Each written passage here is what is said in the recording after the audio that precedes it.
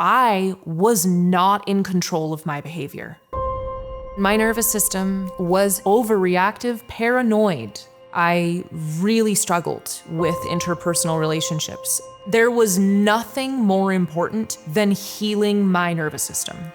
It was the only way to live a beautiful life.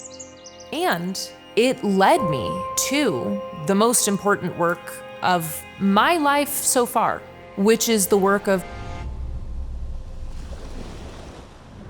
The Sirian Council said they wanted to give their perspective on the power of insight, so I'm just going to tune in. Taking in information and doing nothing is a waste of energy. Mystical experiences will find you through insight. Seeing through those patterns is what allows you to then have an experience beyond reality, connecting to beings that do not fit into the pattern of this reality. What do I do now? Hello, my name is Eluña. I'm an Akashic channeler and a psycho-spiritual healer and teacher. Today, when I tuned in, I asked some guides that I work with, the Sirian Council, what they wanted to talk about. And they told me that they wanted me to tell a story about the power of insight. And then they wanted to share their own commentary, essentially, on that. So I have no idea what they're going to talk about, but I will share some my inexperience that I've had with insight and how I have acted on this insight that has come through. Specifically, what has come to mind is a couple of little pieces of me becoming more aware and having insight around my nervous system, which is something that is so paramount to the world and our experience in these human bodies. It is essentially determined by our nervous system. I don't actually know if there is a more important function of the body that determines your experience of reality more than your nervous system. I personally, and I have studied the human body in university, and I don't think there is anything more important, truly, because the nervous system affects almost every other part. I mean, it runs along that we have the parasympathetic nervous system and the sympathetic nervous system. Both of them function in slightly different ways. One of them is automatic, and the other one is less automatic, but still automatic. You should look into it. And in terms of the anatomy of where it's located, it goes into our brain stem. And so our nervous system also affects our brain and our thoughts, but our thoughts also affect our nervous system, the other way around as well. And then our nervous system runs through our brainstem all the way through our spinal cord, and it's protected within the spinal column. And it then enters into our belly. So our actual stomach is also connected to our nervous system. And few people know this, but in fact, we produce over 80%, the majority of our serotonin, which is one of the most important neurotransmitters for feeling calm. And it's also the precursor to many other soothing and happy neurotransmitters and hormones. The majority of serotonin is actually produced in the gut. And so if you have an unhealthy microbiome, then your nervous system is also affected by that, and vice versa. If your nervous system is deeply impacted in a negative way, it is going to affect your microbiome and your gut health. So many people who have gut problems, they tend to also have something going on with their nervous system, and again, vice versa. So that is essentially almost every part of our experience as a human, is from our brain to our heart to our gut. Those are really the three brains, we could say. And our nervous system is what is the communication channel between those places. And so our nervous system is truly really what determines our experience in this world. And so I have spent a long time contemplating my nervous system and also researching about the nervous system and wanting to understand how all of the ways that it works in our life, and also how we are able to affect our nervous system. There came a point when I realized in my life that one insight that I had was I actually have such an overactive nervous system. I need to rewire my nervous system. That was an insight that I had over 10 years ago now.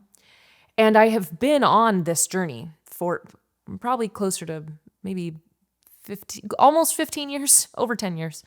And I've been on this journey of trying to understand more about the nervous system and how I can actually rewire it. Because if you look further into the formation of the fetus and a baby when it's growing inside of the mother's womb, the mother's nervous system has a lot to do with the infant's nervous system. And when we get into epigenetics, which means looking back 7 generations, it's actually 7 generations prior to your birth, looking back at your grandmother, her nervous system determines your nervous system and many other things about your experience as a human. So this is why it's one of the most important things to be aware of and to really give your attention to is your nervous system. We say one of the phrases that we say in kind of this work and in maybe the New Age world is that the world is a reflection of you, which is true. And I want to say in this here and now, in this topic, your world and your perspective is a reflection of your nervous system. We can get way more specific, and that is the truth. In fact, I believe that might be a teaching in the Bhagavad Gita. I could be mistaken, but I believe that the perspective of the world being your nervous system, I think that's actually a teaching from the Bhagavad Gita. And that is certainly, that has been my experience. So the first insight was I need to rewire my nervous system. And again, when you know all that goes into the formation of a nervous system, once I had that realization, I thought, okay, but how am I going to do that? I am a fully grown woman, essentially, when I'm having this insight. And I'm thinking, what can I do to rewire my nervous system when I'm already at this point in my life? And so it was a journey through Ayurvedic medicine and becoming doing a self-taught program of becoming an Ayurvedic consultant and an herbalist, and also looking into really just alternative forms of healing kind of in general, even if they don't necessarily have their own systems, such as Ayurveda or TCM, traditional Chinese medicine. But looking into a variety of those ways of connecting to the body, like somatic therapy, including that type of system, connecting to the body and the nervous system and growing the self-awareness around it was the very first piece and the very first insight that I was gaining with the awareness of my nervous system. So over many years, a few years, I should say, maybe like 5 years or so from the start of that insight, as I'm doing this research and these different courses and my own, and, experimenting essentially on myself with my nervous system, with different herbs, etc., I began to grow more and more aware of when my nervous system would just be in a hyperactive state and be triggered into a reactionary state. And it was very challenging, actually, it was interesting because it became even more challenging in some ways to have the awareness, because now all of a sudden I am very aware of all of these different instances where my nervous system is hyperreactive and triggered, and I do not yet have the tools to soothe my nervous system. I have not yet learned the practices to rewire my nervous system. I have not yet learned or been practicing how to just soothe and calm the nervous system.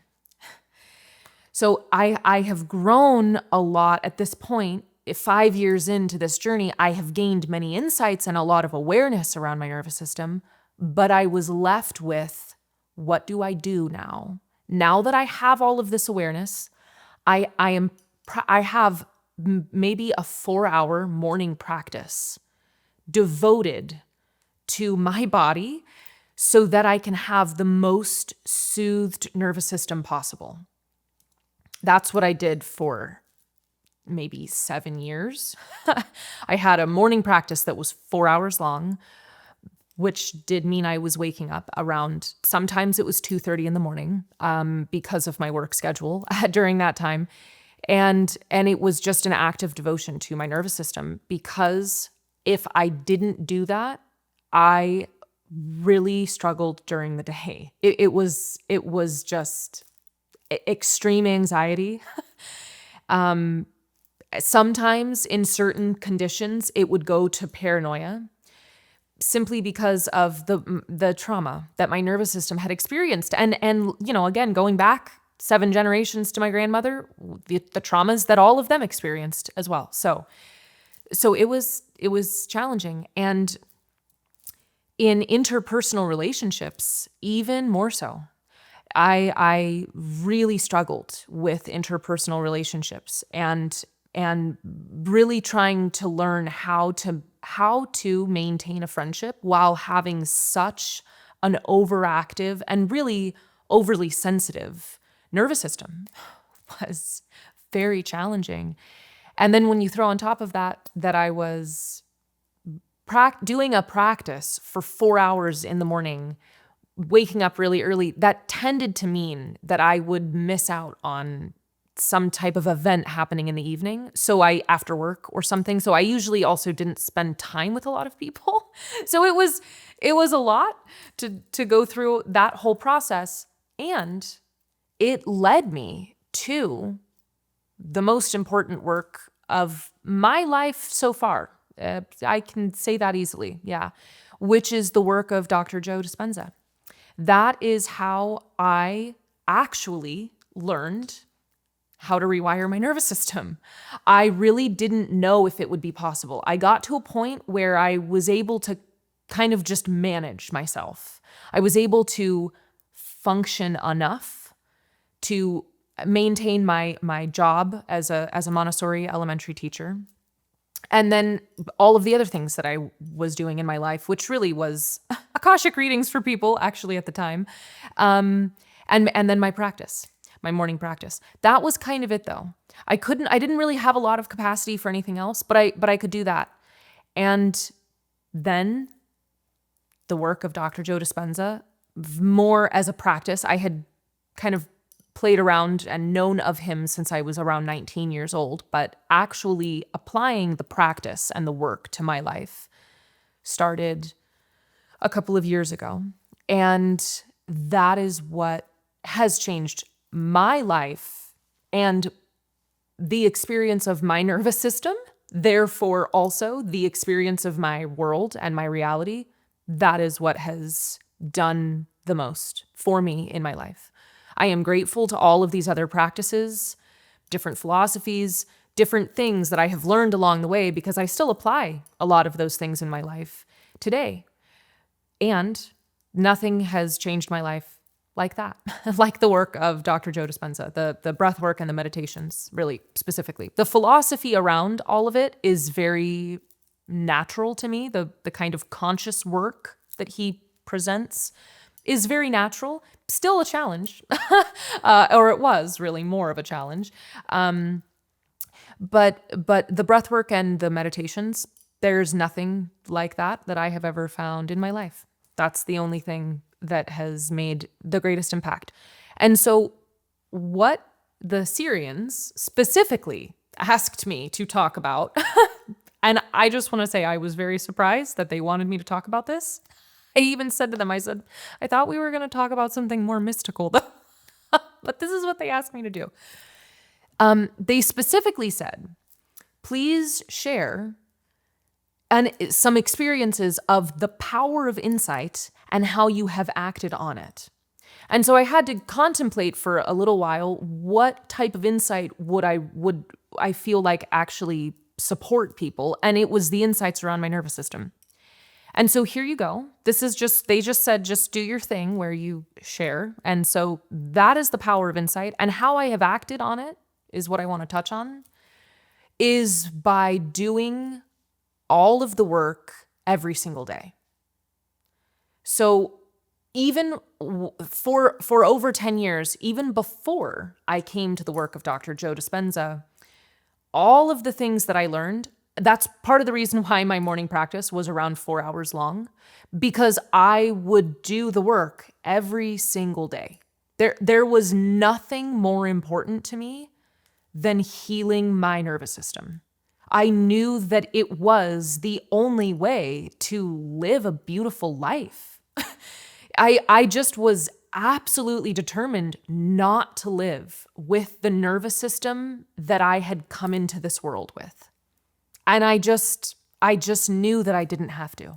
I knew that I had the choice, and I knew that I had the power to change my nervous system. It was only a matter of practice, determination, devotion, and a lot of persistence. A lot of persistence.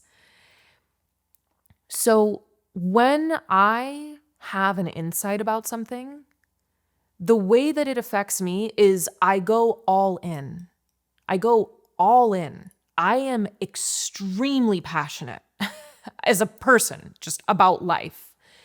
And when I learn an insight, especially as it relates to my behavior, the way that I affect other people, the way that I'm able to impact and affect all of life around me, that is when I am all in. It is not 70%, it's 130% that I give.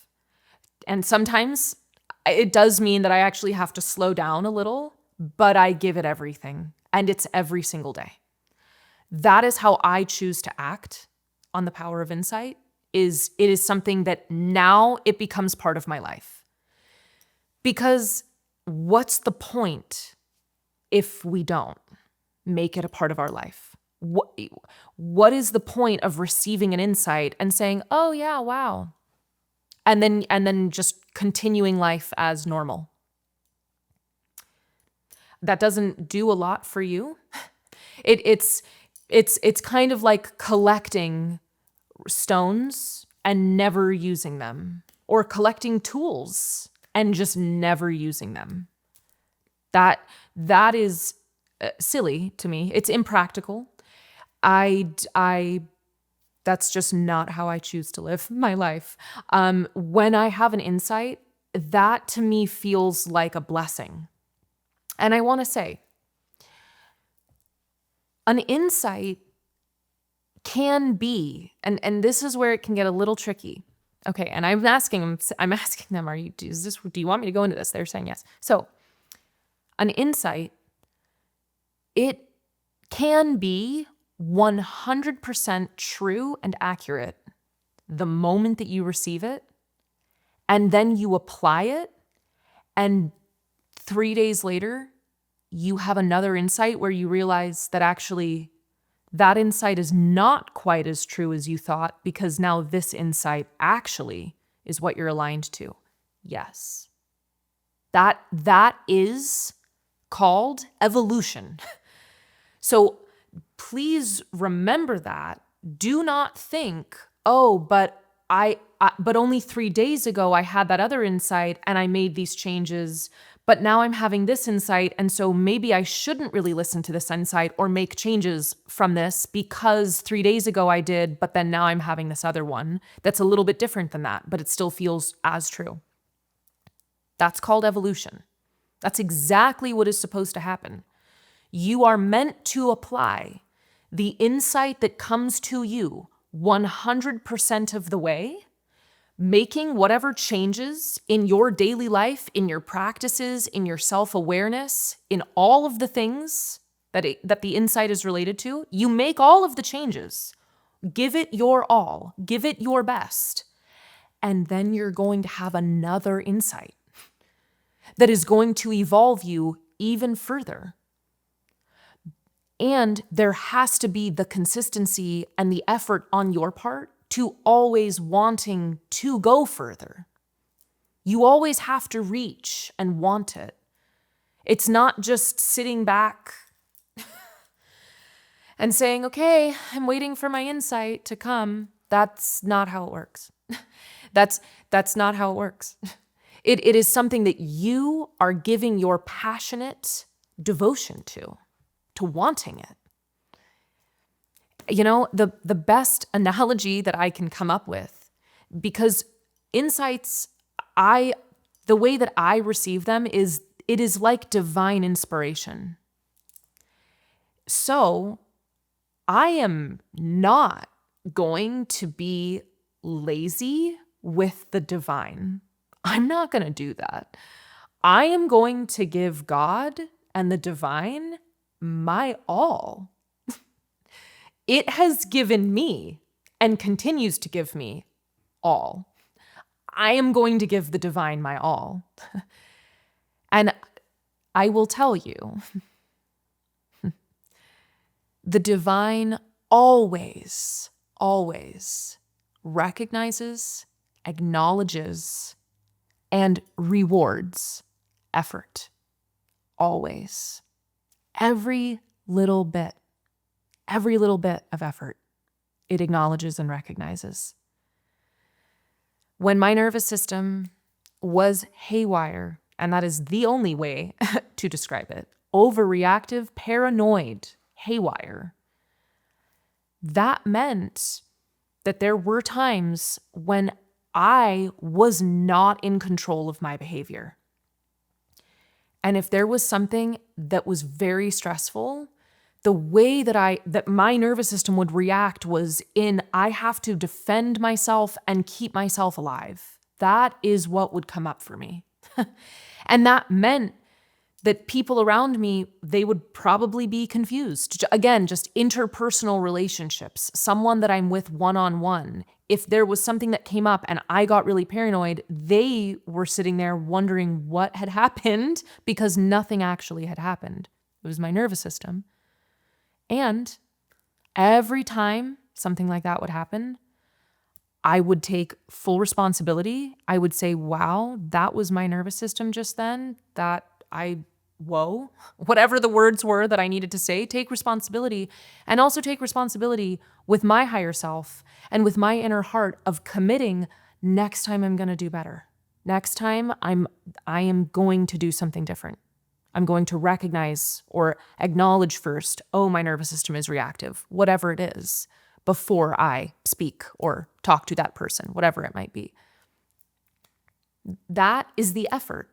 That little tiny bit, even after kind of making a mistake and reacting in a way that I don't want to, making the effort of saying, oh, whoa, wow, and taking responsibility, the divine recognizes that. It recognizes you in those moments, and you begin to see a change more and more and more in your life. The world shifts because your perspective shifts and you shift as a result. So that is my experience of the power of insight and how I act on it, all in relationship to the insight of my own nervous system, because that is the most personal thing really that I could share is about my experience with my nervous system, and hopefully the most relatable also for you who are listening to this. And the Sirian Council said they wanted to give their perspective essentially on the power of insight and acting on it. So I'm just going to tune in and see what they have to say.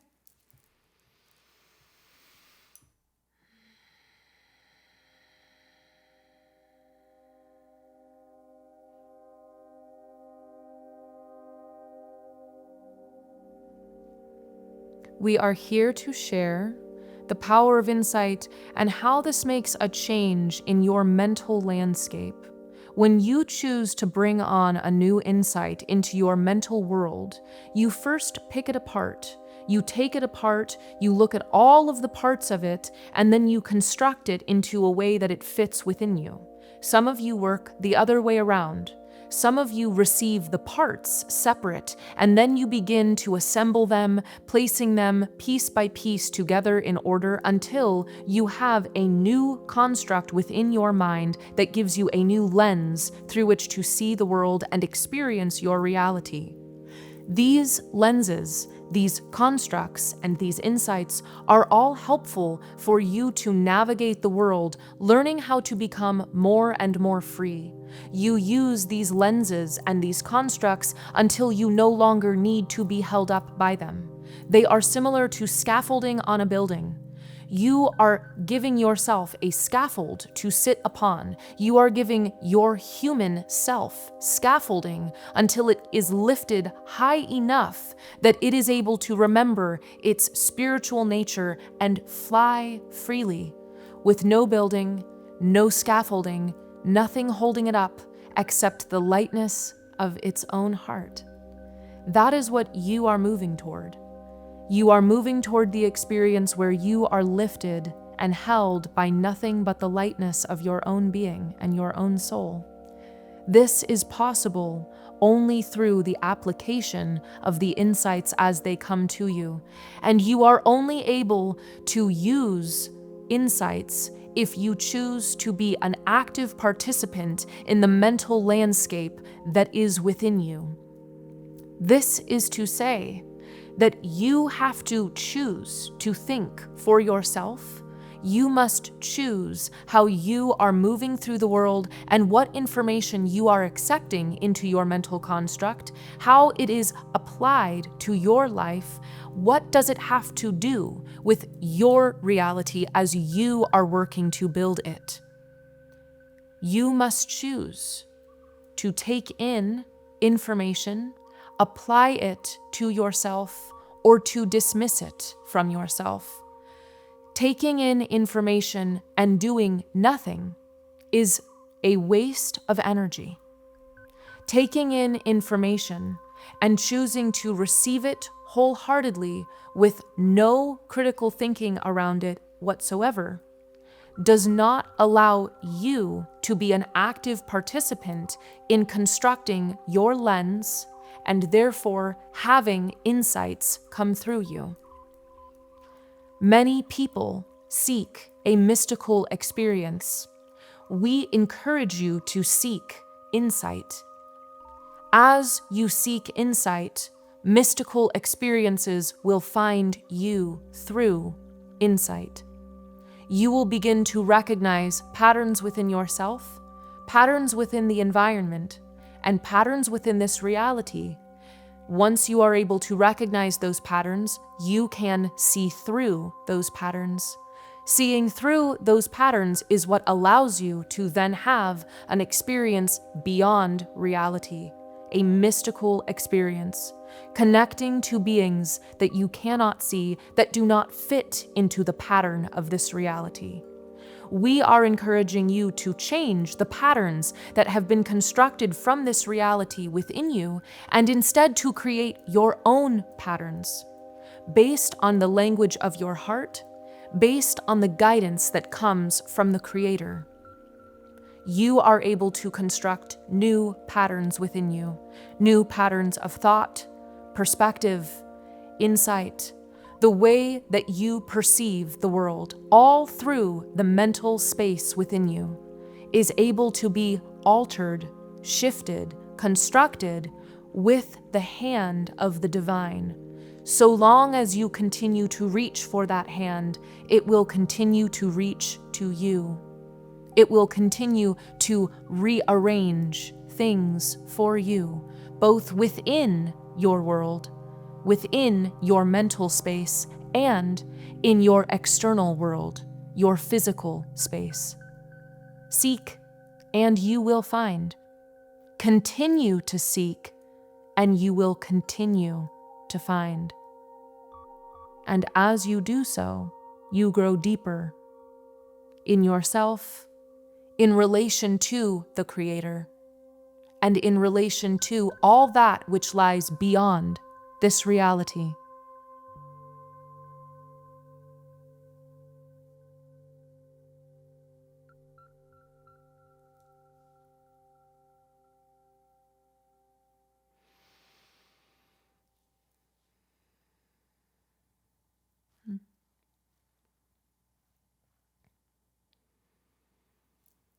Thank you.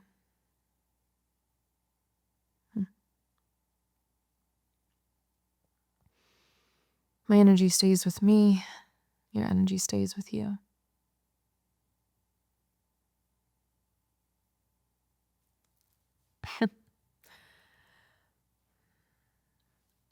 Well, I will have to listen to that again because I don't actually remember what they said.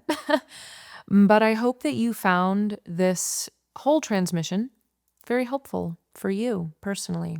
And I hope that it gives you inspiration for how you are living your own life and how you are moving through this time of immense change.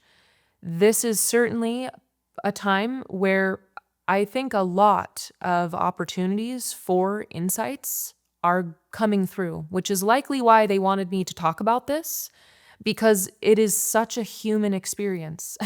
We all have insights, and what do we do with them? So I hope that this gave you some support in that, and I hope that it, again, really inspires you with your own insights and how you can use them to change yourself and therefore change your world, which changes the world for all of us. Until I see you again, may you remember your magic today.